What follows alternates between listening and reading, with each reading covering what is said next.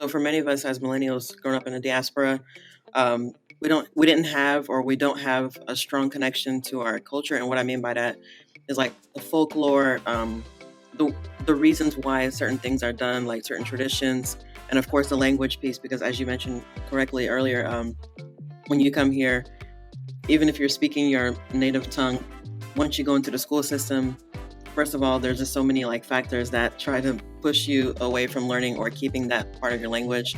And then your natural reaction, even at that young age, you still felt there was some level of, might get picked on, even though I'm 4 or 5 or, whatever age you were at that time. So there's that recognition of there's some kind of difference.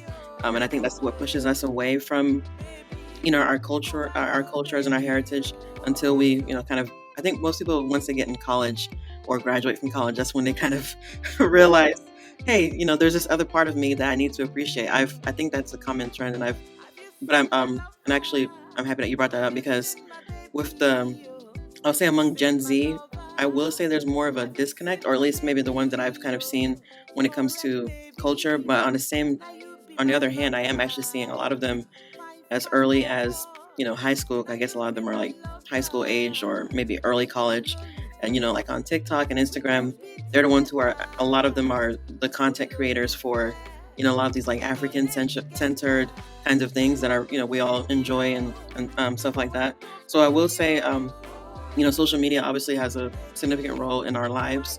That's how you and I connected, and that's how we connect with so many people across the world, and just to get our information. But just to kind of go back to the names, I know that's one way that we definitely connect to our culture. Like my name Nkiruka, my dad named me that because he envisioned a greater future for me. And then like the same for my siblings, depending on like the birth order, like my sister, the third one, her name is Oganaju, which of course means the one that came in plenty. So I love that you mentioned that. So just kind of in light of that, can you talk more about being intentional about making people say your name correctly? Because I know that's obviously an issue that we all kind of face when you try to correct people.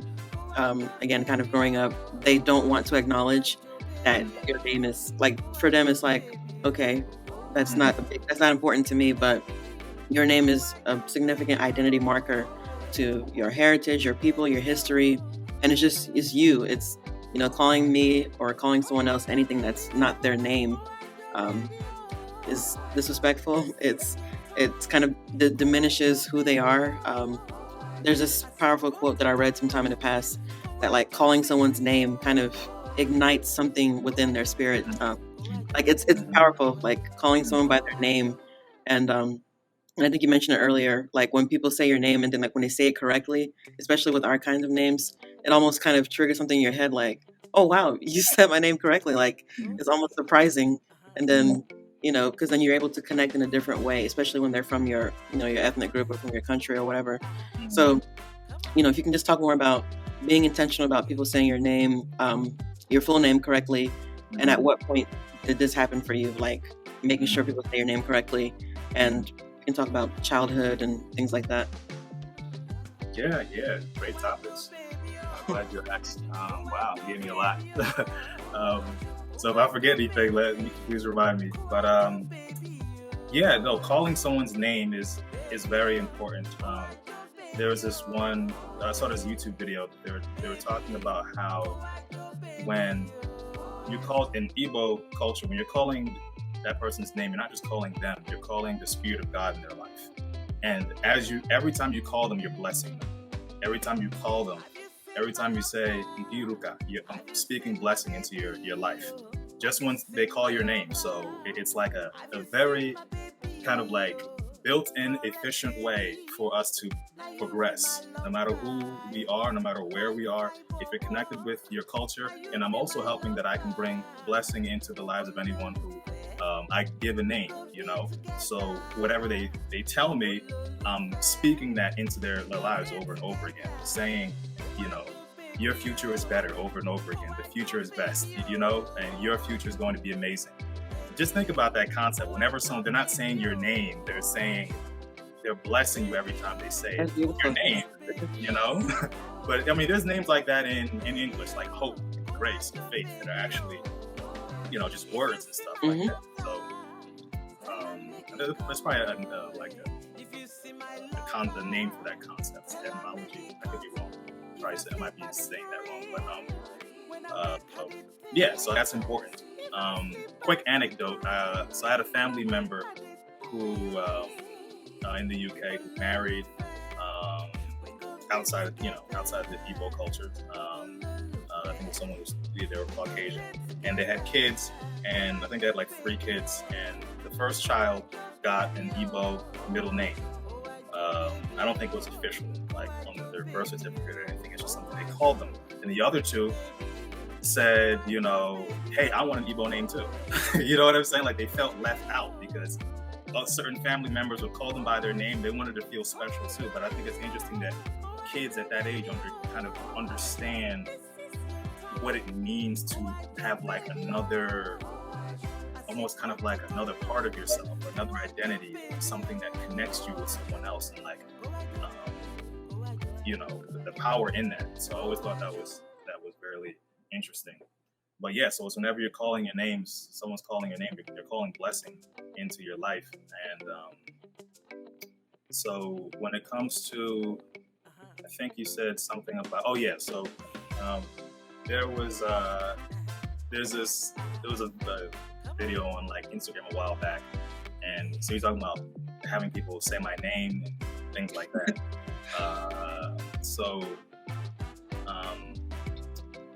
It looks intimidating.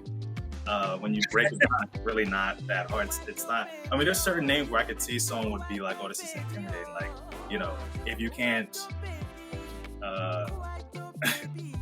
like if you've never seen an N and a K next to each other, you'd be like, I don't know. Yeah. Like if you don't have that, the I don't know, just like the ability. I mean, there's certain words in like like Chinese or things like right. that. As you're developing, there's kind of like muscles and whatever in your throat or your tongue that allow you to make certain sounds. So not everyone can say you, right? They can't always make that sound. So I can understand that, but to say Chukwunonso is it looks intimidating, but I always challenge people to try to say it, because especially if they're in the diaspora, because it's like, why not? Right. Why not try? And you might find out that it's really not that hard. Mm-hmm. The other part of that is there was this video going around a while back, and I think it was that one of the actresses from Orange Is the New Black. Yep, I was going to mention that too. Yep. Yeah, and her name is Uzo Salmaka. Yep. Mm-hmm. And I think she played Crazy Eyes, I think, or one of the characters on there. And I could be wrong about that. Let me know if you're right. Section. Yeah. Okay. So, and you guys probably know the video. She said one day she asked her mom, "Can you call me Zoe?" I think it was like Zoe instead. And her mom was like, "Why?" And she was like, she said something like, "I don't know, just be easier." And what she said was so true. Her mom said, if they can learn to pronounce Michelangelo and Dostoevsky, they can learn to pronounce Uzamaka. And that, it just blew my mind, because I'm just like, those are complex names that are not necessarily American. They're not very common. Mm-hmm. So why is it an issue when it comes to African complex names? Right. It's long or look intimidating. So I challenge people to be able to say all complex names. Right.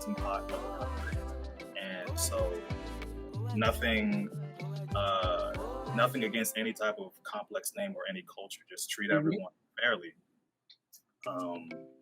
And yeah, so I mean, I had a question about what you were saying about Gen Z. Do you see that they're not as I want to understand what you mean. You're saying that they're on social media and all those. You're seeing some on like social media, but is there something you're missing? Like where are you seeing it like missing? Well, for me, and again, I would say it could just be the ones that I've interacted with. Yeah. Because I know, for us, a lot of times our parents didn't really speak our languages to us. some, like our parents, they were intentional about taking us to functions and stuff like that.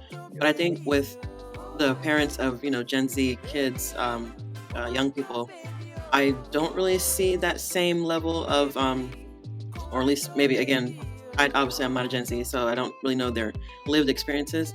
But I just from kind of the parents, I would say I don't see that same level of, speak. I mean, it's almost like the language just kind of gets diminished as each generation goes on.